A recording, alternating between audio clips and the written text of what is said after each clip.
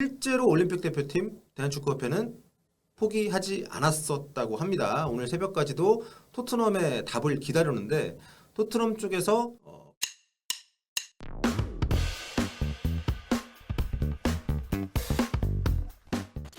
자, 여러분 오랜만입니다. 볼리TV의 서웅입니다. 안녕하세요. 볼리TV의 보조 김정용입니다. 네, 제가 발음이 안 되네. 서형욱입니다. 도쿄올림픽 대표팀이 최종 명단 18인 엔트리를 발표했습니다.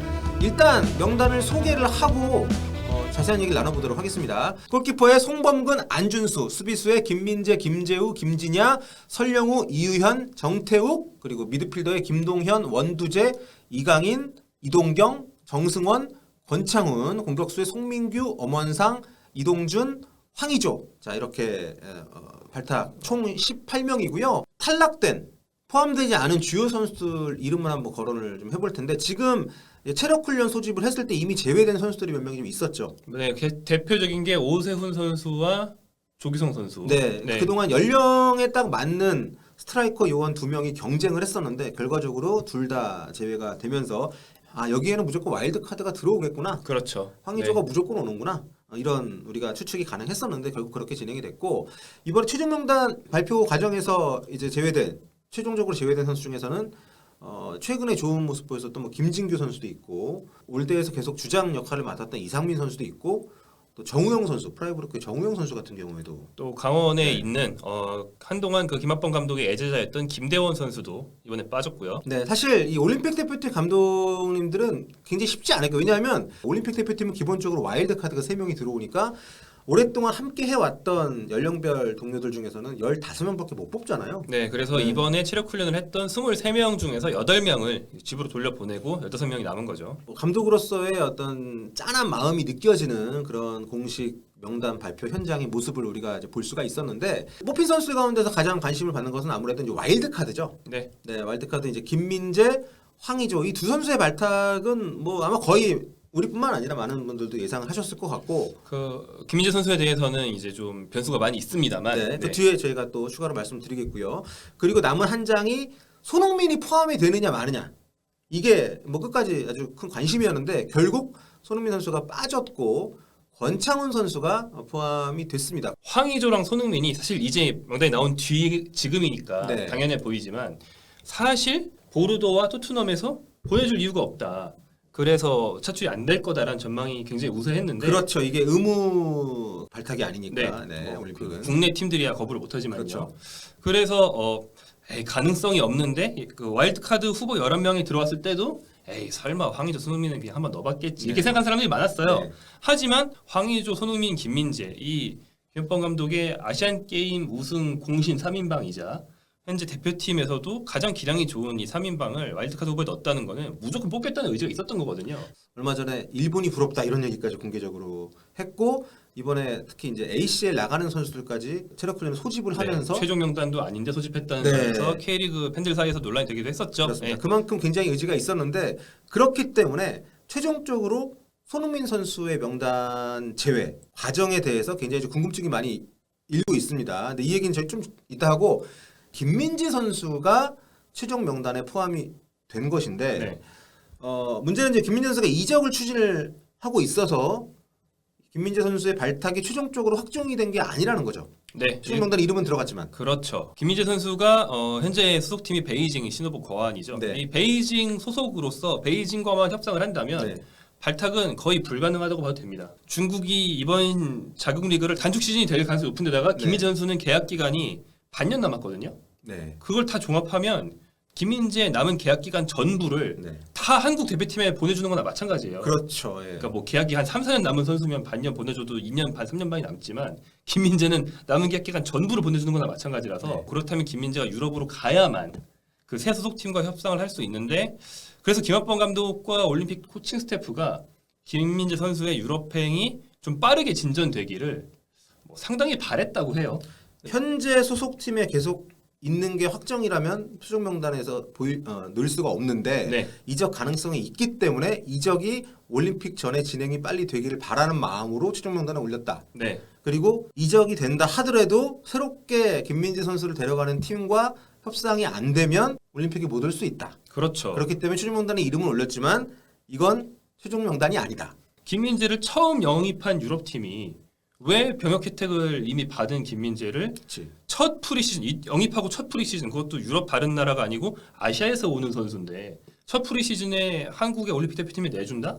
이거 상당히 많이 양보하는 거거든요. 그렇죠. 이건 양보가 아니라 금전적인 피해지 이거는. 그렇죠. 네. 확률이 낮아요. 그리고 될 다쳐올 확률이. 수도 있고 네. 그러니까 되게 굉장히 리스크가 큰 거 아니에요. 또 일본에 가서 코로나 걸려올 수도 있고. 뭐 여러 가지 네. 가능성 다 검토한다면 확률이 낮아요. 네. 그래서 사실은 김학범 감독이 그렇게 확률이 높은 패에 건 건 아니죠. 네. 네, 확률이 좀 낮은 패지만 그래도 김민재가 꼭 필요하다고 생각해서 일단 걸었다. 또 달리 말하면 어떻게 보면 김민재 선수는 실질적인 손해나 페널티를 감수해 가면서까지 네. 올림픽 참가를 어느 정도 원하고 있는데 그렇다고 될지는 미지수다. 이런 그렇죠. 상황인 거죠. 그런 조건을 받아줄 수 있는 팀이 나타나기를 바라는 마음으로 일단 최종 명단에 포함을 시켰다 이렇게 보면 좋을 것 같고 만약에 안 될 경우에는 지금 와일드카드 예비 명단에 들어가 있는 와일드카드 센터백 선수는 박지수 선수밖에 없죠 지금. 박지수 한 명인 걸로 네. 네, 알고 있습니다. 박지수 선수를 뽑거나 아니면은 뭐 최종 명단에 제외가 됐던 그간 주장으로 정말 뭐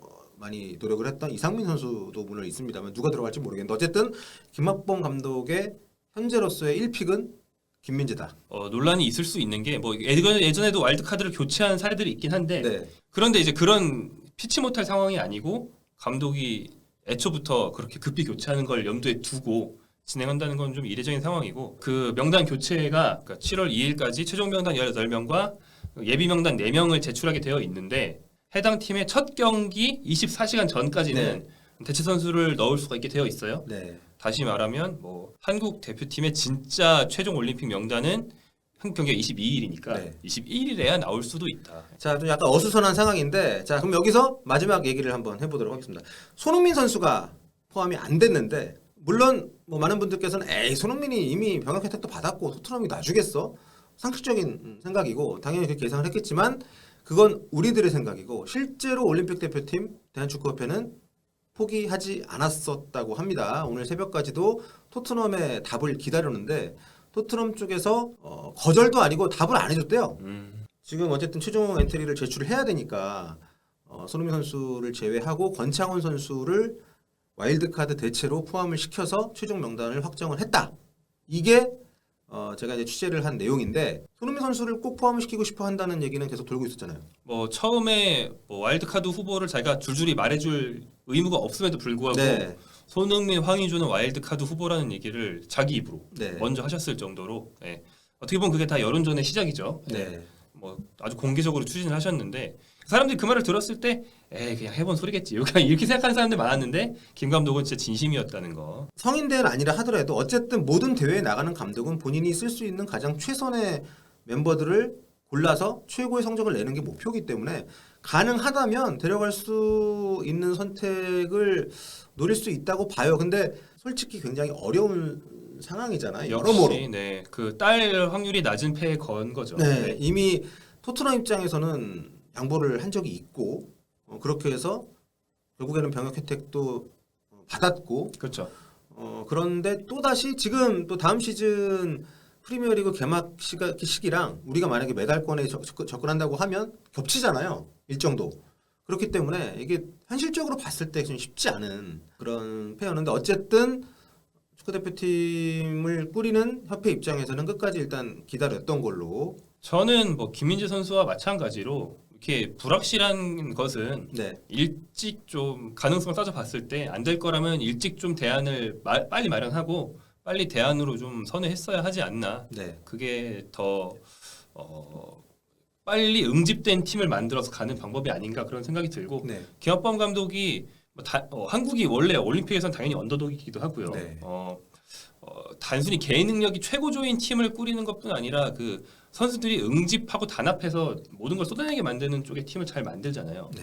그러려면 처음부터 원팀을 구성해서 갔어야 되는데 이거는 이미 사전적인 의미에서 원팀이 아닌 상황이니까. 네. 근데 와도 참 부담이 될 것 같아요. 손흥민까지 불렀는데 뭐 결과라는 건 참 예측할 수가 없는 거니까 이번 유로 2020만 봐도 뭐 프랑스도 16강 떨어지고 뭐 예측 불허의 결과들이 나오는데 손흥민까지 총동원을 했을 때 성과가 안 나왔을 경우에 선수 본인도 그렇고 팀이 받아야 될 부담은 훨씬 커진다는 게 있는데 어쨌든 감독 입장에서는 그런 걸 감수하더라도 최정의 멤버를 꾸리고 싶어 할 만큼 이번 대회 진심이다.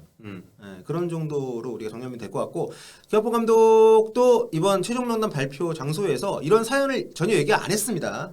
이건 저희가 취재해서 이제 파악을 해서 하는 얘기고 공개적으로는 손흥민 선수에게 고마움을 표시했어요. 네, 손흥민, 황의조 등이 다들 차출에 적극 응하고 네. 예, 와서 도와주고 싶다는 마음을 표현했고 또 자기가 소속된 구단에도 어필을 해줬다. 네. 그런 선수들의 노력에 대해서 감사를 표한다고 얘기를 했습니다. 네. 뭐 선수들의 팬들 입장에서는 아니 왜 선수를 불편하게 하냐 뭐 이렇게 얘기를 하시는 분들이 있는데 뭐 그것도 그것대로 뭐 일리가 있는 말이고 또 이 최상의 팀을 꾸리려고 하는 감독 입장에서도 저는 개인적으로 좀 아쉬움이 있긴 하지만 그래도 이해할 만한 여지는 있지 않나. 그래서 좀 그 세상에 정답은 없지 않습니까? 그래서 서로가 서로 어떻게 잘 되는 방향으로 가기 위한 노력의 과정이었다고 보면 될 것 같고 아무튼 결과적으로 김민재, 황의조, 권창훈 이 세 명의 선수가 와일드카드로 최종 엔트리 18인에 포함이 됐고요. 손흥민 선수는 네,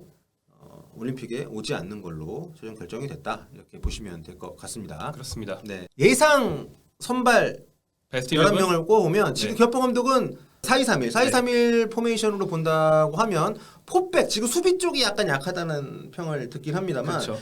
그래서 끝까지 풀백 자원들을 놓고 고민을 많이 했다고 하는데 네. 골키퍼 송범근 송범근 선수가 뭐 거의 무조건 앞서 있죠. 네. 안준수 선수보단. 네. 그리고 센터백에는 뭐 김민재 선수하고 뭐 정태욱 선수 그렇죠. 네. 양쪽에는 뭐 김진야, 설영우 김진야, 설영우, 이유현이 네. 다 비슷해요. 네. 일단 이 세 굉장히 선수를 경쟁을 해야 뽑은 게 되는 그 풀백을 어느 포지션든 2배수를 못 뽑잖아요. 그런데 세 선수 중에서 한쪽 측면은 전문인 선수가 없고 세 명 다 왼쪽 오른쪽으로 다 볼 수 있어요. 네. 그래서 세 명을 무한 경쟁을 시켜서 제일 컨디션이 좋은 선수 2명을 내보낸다. 왼쪽 오른쪽은 상관없다.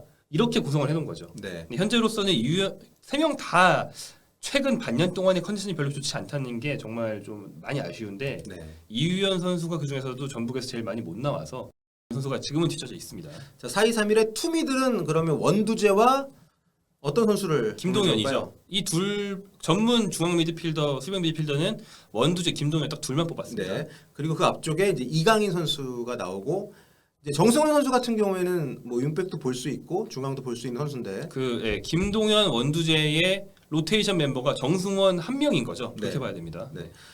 또 이강인 선수 놓고 양쪽 윙어에는 권창원과 아마 이동준?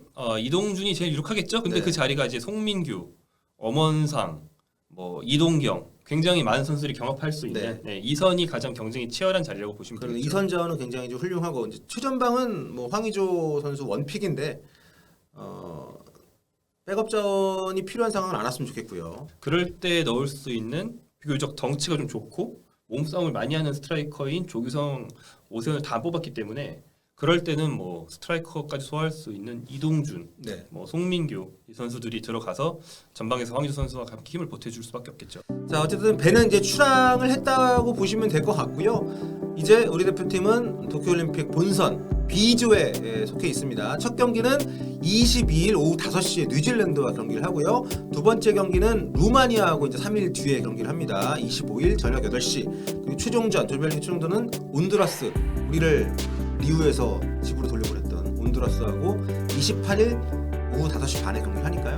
행복한 결말을 맞이했으면 좋겠습니다. 자, 여러분 오늘 함께해 주셔서 감사드리고요. 지금까지 저는 서영욱이었습니다. 네, 저는 김정용이었습니다. 감사합니다. 다음 시간에 뵐게요. 알겠어요.